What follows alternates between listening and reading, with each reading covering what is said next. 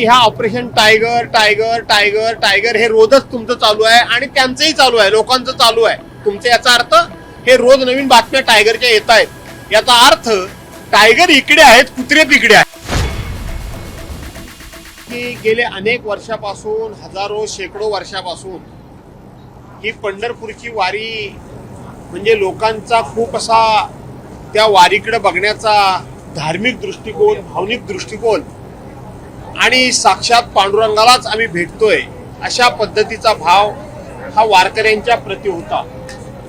या सरकारनं गेल्या निवडणुकीच्या वेळेला आम्ही वारी करता काही रक्कम देतोय खर्चा करता असं सांगितलं, काही भजनी मंडळांना आम्ही सरकारी तिजोरीतून पैसे देतोय असं सांगितलं, लाडक्या बहिणींकरता आम्ही महिना काही पैसे देतोय असं सांगितलं आणि सर्वांना फसवून त्यांनी 2024 ची सत्ता या ठिकाणी हस्तगत केली। आणि म्हणून त्या वेळेपासून सरकारमध्ये एक अतिशय अहमभाव, मगरुरीचा भाव आणि आपल्याला आता कोणालाही फसवता येतं आणि सत्ता मिळते आणि म्हणून पुढे आपण असंच फसवून काहीतरी नवीन फंडे काढून आपण सत्ता मिळवू शकतो।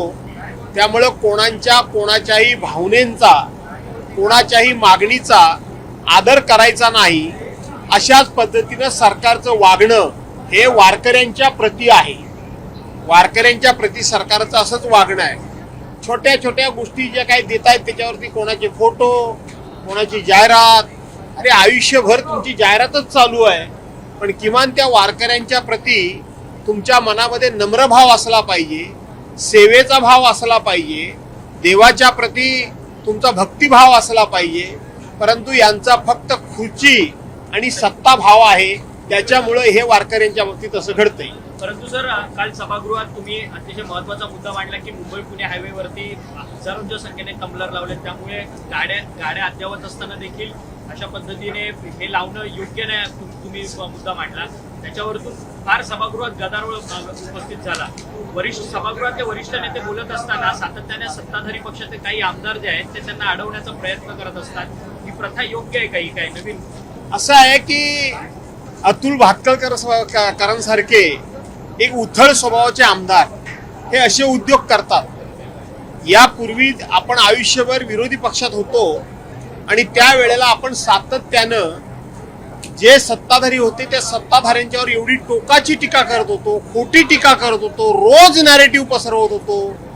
त्यावेळेला सत्ताधाऱ्यांनी विरोधकांची टीका ही टीका म्हणून नाही तर विरोधकांचे विचार म्हणून ती सत्ताधाऱ्यांनी स्वीकारली। पण आता यांना असं वाटतं की आम्ही जे खोटं बोलतोय, आम्ही जे खोटं करतोय त्याच्याबद्दल सुद्धा विरोधकांनी काही बोलू नये अशी यांची नेहमी धारणा असते। आणि मग अतुल भातखळकरांसारखा अतिशय उथळ स्वभावाचा आमदार हा नेहमी असं समजतो की सगळं जे काय अक्कल आहे, सगळं जे काय ज्ञान आहे ते फक्त आणि फक्त देवानं मलाच दिलंय, म्हणजे त्यांनाच दिलंय असं त्यांची समज असते।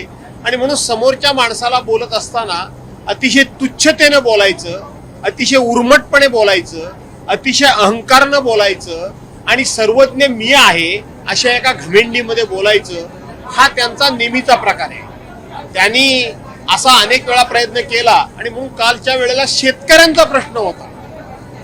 पाऊस पडून ज्या ठिकाणी नुकसान झालं, माणसं मेली, गुरंढोरं मेली, रस्ते खचले, पूल पडले, मिशिंग लिंक त्या ठिकाणी त्याची संपूर्ण नाचक्की झाली, अशा प्रश्नावर आम्ही चर्चा उपस्थित केली होती। तिथे सुद्धा त्यांनी ज्या आविर्भावात बोलत होते त्यामुळं त्यांची जागा मला दाखवणं भाग पडलं। त्यांनी यापूर्वी सुद्धा 2 वेळा माझ्याबद्दल असं बोलले होते की तुम्ही पक्ष बदलू आहात। मी त्यांना कधीच काही बोललो नव्हतो, परंतु माननीय राज ठाकरेंची एक मुलाखत हेच अतुल भातखळकर त्यांच्याकडे गेले होते आणि सांगत होते की भाजपवाले मला तिकीट देत नाहीयेत। आणि मग राज ठाकरेंनी तिथून फोन केला आणि माननीय गडकरी साहेबांना कळवलं की हा तुमचा आमदार माझ्याकडे आलाय, हे मला काही योग्य वाटत नाही तुमच्या मैत्री खातर, म्हणून मी तुम्हाला कळवतोय। कोणाला सांगता निष्ठेच्या गोष्टी? सांगता कोणाला? तुम्हाला कोण कुठं विचारत नाही म्हणून आहात तिथे पडून आहात। आणि म्हणून कारणाशिवाय दुसऱ्याचा उपमर्द करावा अशा लोकांना कधीतरी त्यांची जागा दाखवावी लागते, म्हणून मला ती काल दाखवावी लागते. परंतु काल अशा पद्धतीने म्हणजे सातत्याने हे सभागृहात होत आहे. वरिष्ठ सभागृहातले नेते किंवा विरोधी पक्षातले नेते बोलायला उभे राहिले तर वारंवार काही आमदार जे आहेत ते त्यांच्यावरती धावून जातात किंवा त्यांच्यावरती खालच्या शब्दाने बोलत असतात सातत्याने. मुख्यमंत्र्यांना बोलता येत नाही या गोष्टी, म्हणून ते असे आमदार उभे करतात. असं आहे की मुळामध्ये भारतीय जनता पार्टीची एकंदरीत परंपरा आणि आताची पद्धत तुम्ही बघितली तर आम्ही कोणाला बद्दल काही बोलू, ते खरं आहे की खोटं आहे याचं काही देणं घेणं नाही, ते लोकांनी विरोधकांनी ऐकावं, पण आमच्याबद्दल मात्र कुणी काही बोलायचं नाही. आता मिसिंग लिंकच्या बाबतीत सुद्धा माननीय मुख्यमंत्री महोदयांनी ज्या पद्धतीने दमबाजी केली, मी तुम्हाला सोडणार नाही, हा सुद्धा सत्तेचा दर्प आहे, अहंकार आहे. अशा पद्धतीनं तुम्ही स्वतः विरोधी पक्ष नेते होतात त्यावेळेला टोकाचे तुम्ही आरोप करत होतात, खोटे खोटे आरोप करत होतात. तरी देखील विरोधकांनी एक नवखं नेतृत्व आहे, उभरतं नेतृत्व आहे, म्हणून तुमचे प्रत्येक विचार हे ऐकून घेतले. याचं भान आता मुख्यमंत्र्यांना राहिलेलं नाही, याचा विसर मुख्यमंत्र्यांना पडलेला आहे. आणि म्हणून विरोधकांनी सत्य परिस्थिती सांगण्याचा प्रयत्न केला तरी सुद्धा ती सहन करण्याची मानसिकता आता मुख्यमंत्र्यांच्याकडे नाही.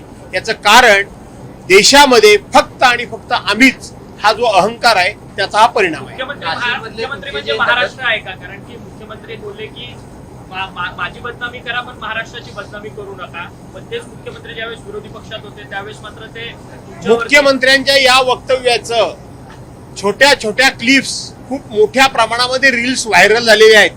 मुख्यमंत्री पहिल्यांदा काय बोलायचे आणि आता काय बोलतायत.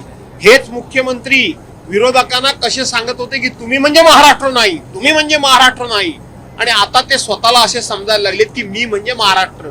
आणि म्हणून लोक ते आता दोन्ही क्लिप एकाच वेळेला दाखवतायत. मुख्यमंत्र्यांचे वेगवेगळे विचार त्या ठिकाणी ते दाखवतायत. महाराष्ट्राचा अपमान हा मुख्यमंत्र्यांच्या वक्तव्यामुळे झाला की त्यांच्या कृतीमुळे झाला. वेगळा विदर्भ करून महाराष्ट्राचे तुकडे पाडण्याचं नेतृत्व कोण करत होतं ते सर्वांना माहित आहे. छत्रपती शिवाजी महाराजांचा अपमान कुणी केला ते सर्वांना माहित आहे. या महाराष्ट्रामध्ये साधू संतांचा आता अपमान कोण करतंय हे सर्वांना माहिती आहे. या महाराष्ट्रामध्ये धनगर समाजाला पहिल्या कॅबिनेटमध्ये आरक्षण देतो म्हणून सांगितलं आणि त्यांना फसवलं. हे कोण महाराष्ट्राचा अपमान करतंय हा महाराष्ट्र बघतोय. इथं ओबीसीना त्यांनी सांगितलं की माझ्या जीन्स मध्ये ओबीसी आहे, माझ्या जीन्स मध्ये इथं ओबीसीचं रक्त आहे, आणि त्याच ओबीसीना कसं फसवायचं चाललंय ते सगळा महाराष्ट्र बघतोय. असं सत्ताधाऱ्यांना वाटत असेल की दुनिया आंधळी आहे, अजिबात आंधळी नाही. दुनिया आता यावेळेला संधीची वाट बघते. नाशिकमध्ये तुमचे जे 10 नगरसेवक आहेत या 10 नगरसेवकांना 5 कोटीची ऑफर असल्याचं समजतं. ते शिंदेच्या पक्षात जातील असं बोललं जातं. नाशिकमध्ये ऑपरेशन टाइगर खाते यांनी काल भुजबळ काका फडणे यांच्यावर भ्रष्टाचाराचे आरोप केलेले आहेत. 4,000 कोटींच्या निविदा रद्द करण्याची मागणी त्यांनी केली आहे. खरं तर अन्न व नागरी पुरवठ्यामध्ये 500 कोटींचा भ्रष्टाचार झाल्याचा सुहास कांदेंनी आरोप केला आहे. असं आहे आता महाराष्ट्र सरकारमध्ये कुठल्या मंत्र्यांच्या खात्यामध्ये भ्रष्टाचार नाही तो सांगा. प्रत्येक मंत्र्यांच्या खात्यामध्ये भ्रष्टाचार आहे. प्रत्येक खात्याच्या मंत्र्यांच्या खात्यामध्ये भ्रष्टाचार आहे. त्यामुळं सुहास कांदे जे बोलले असतील त्याच्यामध्ये तथ्य असेल. धन्यवाद. ऑपरेशन टायगर सक्रिय आहे असं म्हटलं जातं. तुमचे काही नगरसेवक जे आहेत ते संपर्कात आहेत शिंदेच्या. असं आहे की ह्या ऑपरेशन टायगर हे रोजच तुमचं चालू आहे आणि त्यांचंही चालू आहे, लोकांचं चालू आहे. तुमचं याचा अर्थ हे रोज नवीन बातम्या टायगरच्या येत आहेत. याचा अर्थ टायगर इकडे आहेत, कुत्रे तिकडे आहेत.